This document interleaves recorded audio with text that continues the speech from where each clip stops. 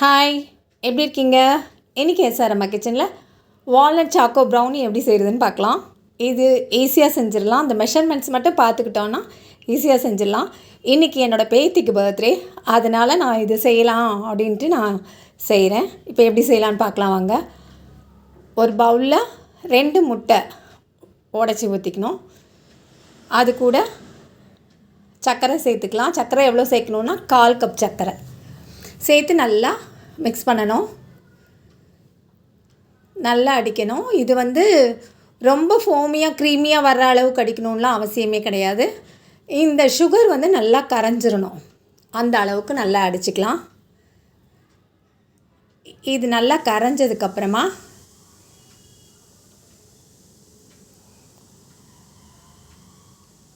நம்ம என்ன சேர்க்கணும் அப்படின்னா ஆயில் சேர்த்துக்கலாம். என்ன ஆயில்னா ரீஃபைண்ட் ஆயில், வாசனை இல்லாத ரீஃபைண்ட் ஆயில். இன்னும் ரிச்சாக வேணும்னா பட்டர் சேர்த்துக்கலாம். உருக்குன பட்டர், அதாவது 1/2 கப் பட்டர்னாலும் சரி, ஆயில்னாலும் சரி. நான் இன்றைக்கி ரீஃபைண்ட் ஆயில் தான் சேர்த்துருக்கேன். அதையும் சேர்த்து நல்லா கலந்து விடலாம். இது ஒன்றோட ஒன்று நல்லா கலந்துடணும். அது வரைக்கும் நல்லா பீட் பண்ணலாம். அது கூட இந்த முட்டை வாசனை இல்லாமல் நல்ல ஃப்ளேவர் கொடுக்கறதுக்கு 1 டீஸ்பூன் வெனிலா எசன்ஸ் சேர்த்துருக்கேன்.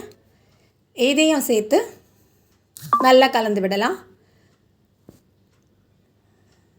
நல்லா கலந்தாச்சு. அதுக்கப்புறம் என்ன பண்ணலாம் அப்படிங்கிறத பார்க்கலாம். இந்த கலந்து விட்ட இந்த முட்டை கலவையிலேயே நம்ம என்னெல்லாம் சேர்க்கணும் அப்படின்னு பார்க்கலாம். ஒரு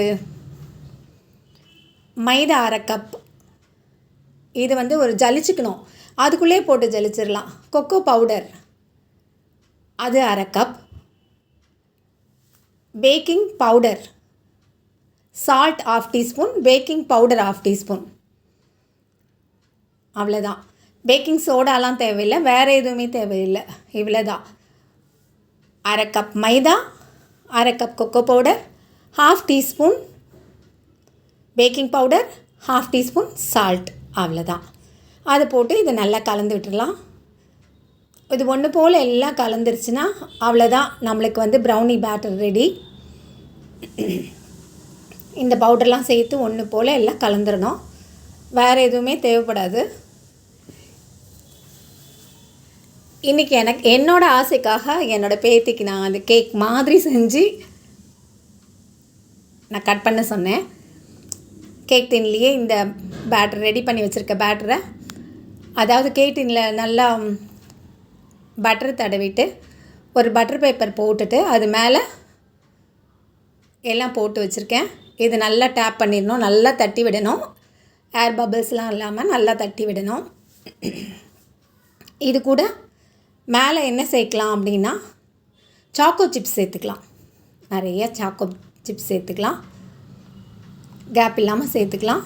இன்னும் நட்ஸ் என்னெல்லாம் வேணாலும் சேர்த்துக்கலாம். முந்திரி சேர்த்துக்கலாம், பாதாம் சேர்த்துக்கலாம். நான் இன்றைக்கி வால்நட் சேர்த்துருக்கேன். அது ஒரு டேஸ்ட்டாக இருக்கும்னு சொல்லிட்டு வால்நட் சேர்த்துருக்கேன். இந்த சாக்கோஸ்லாம் எல்லாம் சேர்த்ததுக்கப்புறமா வால்நட் சேர்த்துக்கலாம். இதை நல்லா தட்டி விடணும். இப்போ வால்நட் எல்லாம் சேர்த்தாச்சு. அவ்வளோதான். இதையும் நல்லா நான் தட்டிட்டு எடுத்து பேக் பண்ண வேண்டியதான். இதுக்கு நடுவில் ப்ரீ ஹீட் பண்ணணும். ஒரு கடாயை வச்சு கொஞ்சம் சால்ட் ஒரு லேயர் போட்டு நல்லா ப்ரீ ஹீட் பண்ணணும். எவ்வளோ நேரம் பண்ணலாம் அப்படின்னா மீடியம் ஃப்ளேமில் ஒரு 10 நிமிஷம் வச்சா போதும். அப்புறம் அதில் ஒரு ஸ்டாண்ட் போட்டு நம்ம எடுத்து வச்சுருக்க பேட்டரை எடுத்து தூக்கி வச்சிட வேண்டியதான். வச்சுட்டு நல்லா மூடி வச்சிடலாம். இது எவ்வளோ நேரம் இருக்கணும் அப்படின்னா ஒரு 15 நிமிஷம் 20 நிமிஷம் இருக்கலாம். அதுக்கப்புறம் நம்ம திறந்து பார்க்கலாம். திறந்து பார்த்துட்டு செட் ஆகிருக்கான்னு பார்க்கலாம். இல்லை செட் ஆகலை அப்படின்னு தெரிஞ்சால் கூட கொஞ்சம் நேரம் வச்சுருக்கலாம். நம்மளுக்கு பார்க்கும்போதே தெரியும். இப்போ பாருங்கள், ஒரு 15 நிமிஷம் ஆச்சு. நான் ஒரு குச்சி எடுத்து இப்படி குத்தி பார்க்குறேன். பார்த்தா லேசாக ஒரு பிசுப்பு தன்மை இருக்குது. அதனால் கூட கொஞ்சம் நேரம் வச்சிடலாம். அதை மூடி வச்சிடலாம். மறுபடியும் அது கொஞ்சம் நேரம் இருக்கட்டும். எக்ஸ்ட்ரா ஒரு 10 நிமிஷம் வச்சதுக்கப்புறமா அது நல்லா செட் ஆகிருந்தது. ப்ரௌனி நல்ல வாசமாக ரொம்பவே நல்லா இருந்தது. பார்க்கவே ரொம்ப நல்லா இருந்துச்சு. டேஸ்ட்டும் அபாரமாக இருந்தது. கீழே வரும்போதே எல்லாம் சொன்னாங்க, ஒரே வாசமாக இருக்குது, ப்ரௌனி வாசம் இங்கே வரைக்கும் வருது அப்படின்னு சொன்னாங்க. அந்த அளவுக்கு நல்ல வாசமாக இருந்தது. இதை வந்து அப்படியே நம்ம எடுத்து வெளியில் வச்சிடலாம். வெளியில் வச்சு கொஞ்சம் நேரம் ஆற வச்சிடலாம். ஆறுனதுக்கப்புறமா அதை வந்து ஒரு நைஃப் வச்சோ இல்லை ஒரு ஒரு குச்சி வச்சோ சைடெல்லாம் லேசாக அப்படி குத்தி வச்சா அழகாக டிமோல்ட் ஆகி வந்துடும். அதுக்காக தான் பாருங்கள், நான் ஒரு கத்தி வச்சுருக்கேன். என் பேத்தி ஸ்கூல் போயிருக்கா. அவன் வந்ததுக்கப்புறம் தான் சும்மா என்னோடய ஆசைக்காக அவளை கட் பண்ண சொல்லுவேன். ஏன்னா அவளுக்கு கேக் வேறு ஆர்டர் பண்ணியாச்சு. கேக் வந்து என்னோடய பெரிய மருமக செஞ்சுருக்கா. ரொம்ப ஃபண்டாஸ்டிக், ரொம்ப டேஸ்டியாக கேக் பண்ணியிருக்காங்க. அதையும் காட்டுறேன் இல்லை கடைசியாக. இப்போ நம்ம எடுத்து இதை பிளேட்டுக்கு மாற்றிடலாம். அப்படியே அதை பரட்டி போட்டு லேசாக அப்படி தூக்குனாவே அழகாக வந்துடும், அழகாக வந்துடும். அதுக்கப்புறம் மேலே இருக்க பட்டர் பேப்பரை எடுத்துடலாம். இப்போ ப்ரௌனி ரெடி ஆயிடுச்சு. இப்போ ப்ரௌனியை வந்து கேக் மாதிரி கட் பண்ண சொல்லிடலாம். இப்போ பாருங்கள், அதை அப்படி திருப்பி போட்டுடலாம். சாக்கோ சிப்ஸும் வால்நட்டும் சேர்ந்து ரொம்பவே அழகாக இருக்குது. ரொம்ப டேஸ்ட்டாகவும் இருந்தது. நல்ல ஃப்ளேவர் ரொம்ப அற்புதமாக இருந்தது. அப்போ தான் நினச்சேன், இன்னும் பட்டர் போட்டிருந்தா இன்னும் எப்படி இருந்திருக்கும் அப்படின்ட்டு. ரொம்ப நல்லா இருந்தது.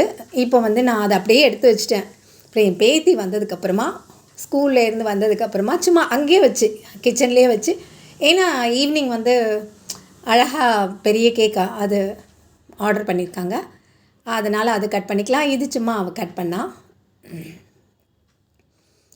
எடுத்து காமிக்கிறா பாருங்கள், எவ்வளோ நல்லா இருக்குல்ல.